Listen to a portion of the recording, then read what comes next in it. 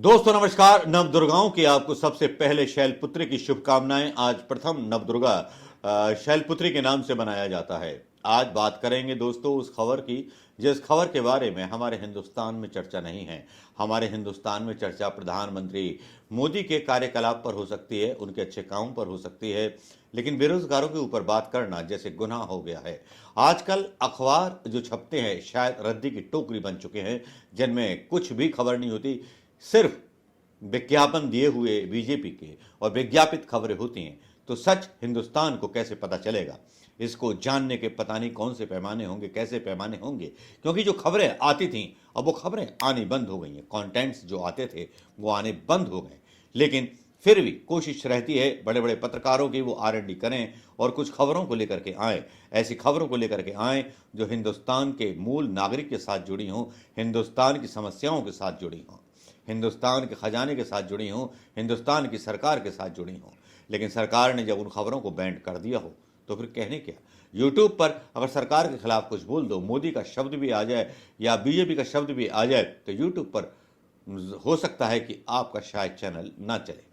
भले ही अमृतपाल सिंह नाम का एक युवा 19 साल का शहीद हो जाए, उसके बारे में जब खबर आए तो सोशल मीडिया पर थोड़ा सा सरकार के विरोध में प्रदर्शन हो जाए, लेकिन हो जाए तो हो जाए, लेकिन फर्क क्या पड़ता है? फर्क क्या पड़ता है? उत्तर प्रदेश के अंदर अपराध का रेट या क्राइम रेट बढ़ जाए, फर्क क्या पड़ता है?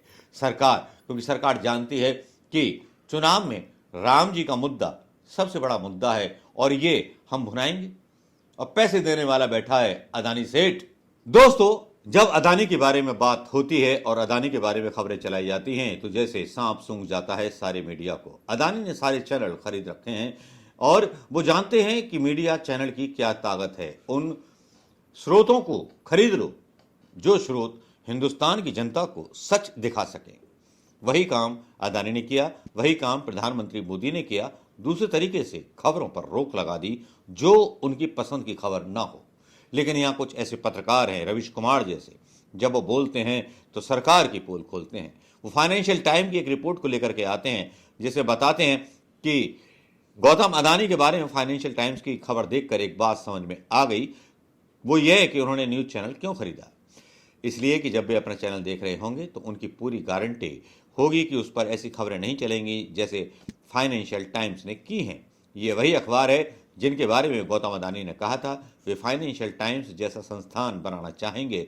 बताने की क्या ज़रूरत है? वो फाइनेंशियल टाइम्स ने खोजी रपट की है, उसे ही चला दीजिए। लेकिन चला नहीं पाएंगे, आपका चैनल भी फाइनेंशियल टाइम्स बन जाएगा। बल्कि पिछले 11 महीने में अदानी समूह को लेकर जितनी बड़ी खबरें आ रही हैं उसके लिए एक अलग न्यूज़ चैनल तो बन ही सकता है, क्योंकि अदानी ने जिस तरह से किया है देश के साथ वो मैं आपको बता नहीं सकता।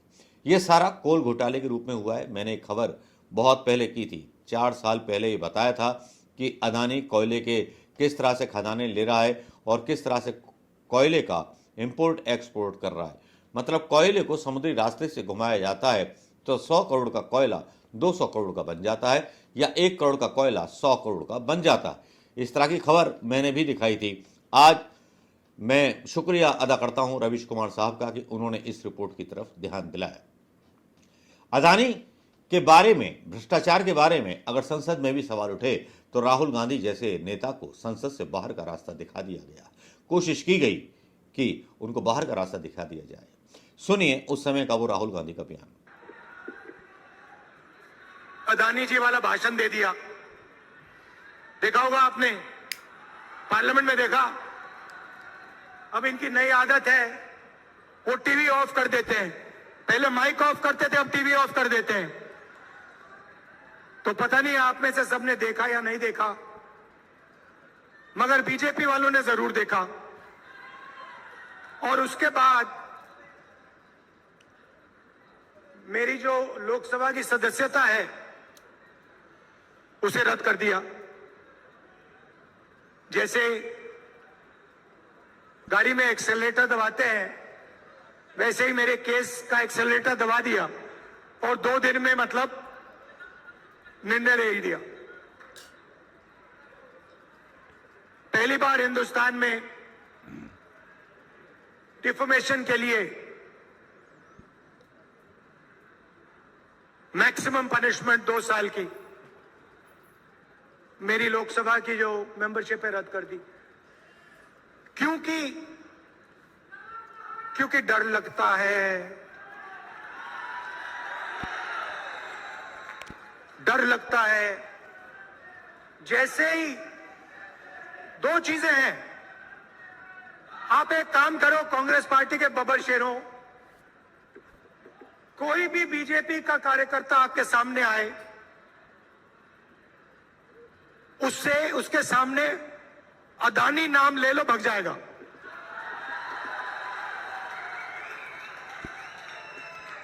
एक से उसको सामने खड़ा कर होगा, आएगा, वो कुछ भी कहे, आप उससे कहो भैया एक बात बताओ, ये आपके जो प्रधानमंत्री है, इनके बीच में और अदानी जी के बीच में क्या रिश्ता है, बीजेपी वाला भग जाएगा।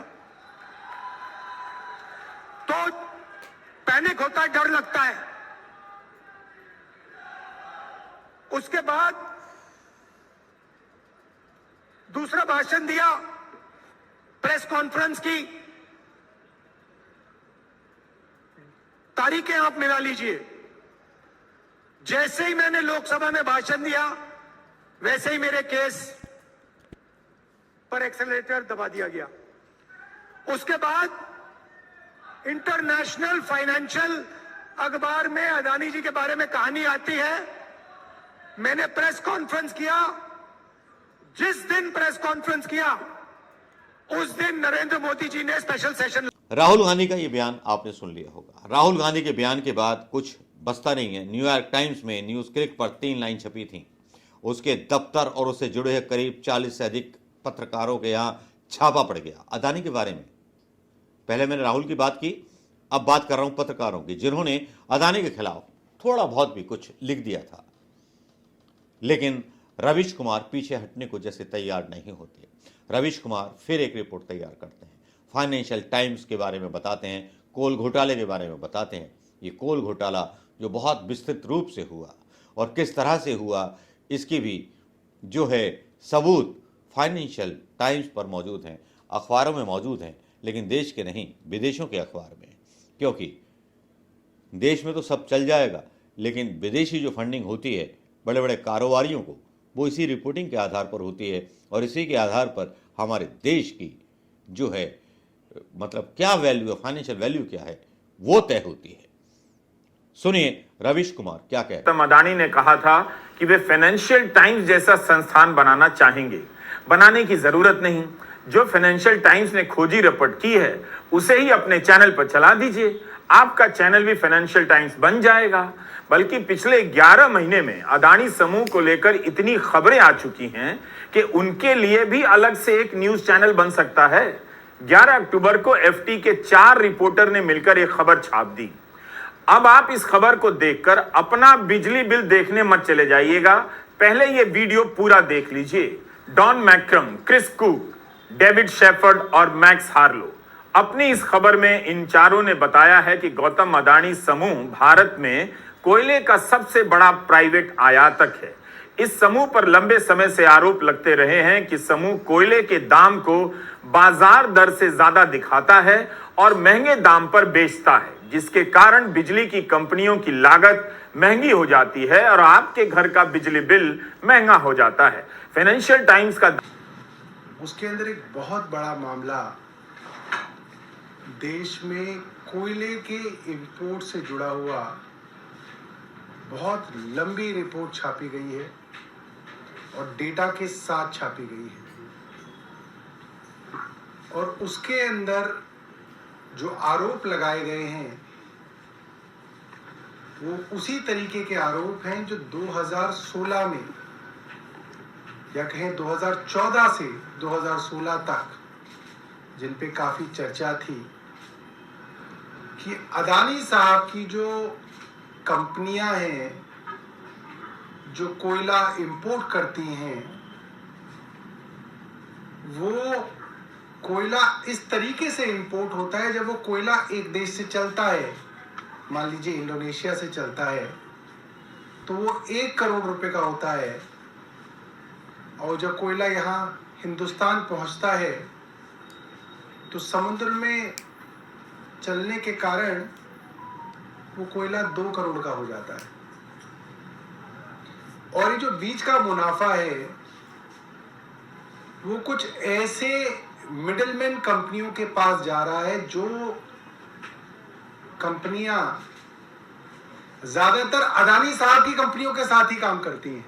वो और कहीं काम भी नहीं करती, उनको ज्यादा दिलचस्पी नहीं। छोटी छोटी कंपनियां। रवीश कुमार क्या कह रहे हैं ये आपने सुन लिया होगा, लेकिन रवीश कुमार जैसे ही वो पत्रकार थे जिनको देख करके हम यूट्यूबर बने, जिनको देख करके हमें एक संभावना दिखी, एक प्रेरणा मिली, एक इंस्पायरेशन मिली। रवीश कुमार वो प्रेरणा के स्रोत हैं पता नहीं कितने यूट्यूबर्स के, जो इस देश की सरकार के खिलाफ बोलने के काबिल हो सके और बोल रहे हैं और बोलते रहेंगे। दोस्तों, अदानी के ऊपर रवीश कुमार का ये जो विचार और हमारी रिपोर्ट आपको कैसी लगी बताइएगा जरूर। नमस्कार, जय हिंद दोस्तों।